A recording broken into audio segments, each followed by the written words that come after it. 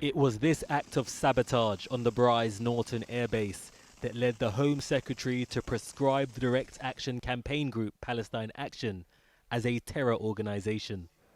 But today, a ruling in the High Court means the government's decision is set to be challenged. Today's judgment was made on two grounds. Firstly, that the Home Office had failed to consult with Palestine Action before prescribing them. And secondly, but more importantly, that the decision made by the Home Secretary could amount to a disproportionate interference on the right of protesters to freely express themselves.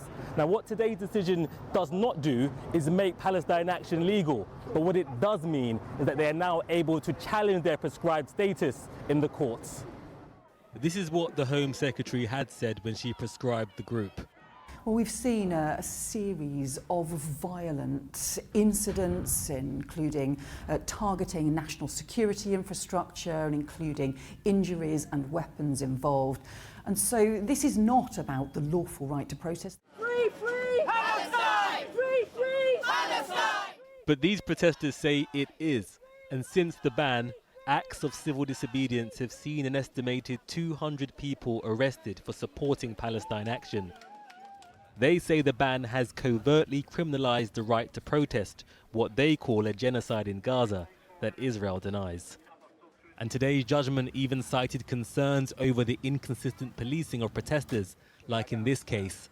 Here, a protester is threatened with arrest over holding the sign Free Gaza, and Israel is committing genocide.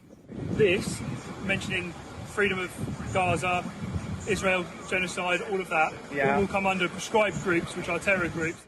Former Palestine Action campaigners believe today's ruling will galvanize dissent.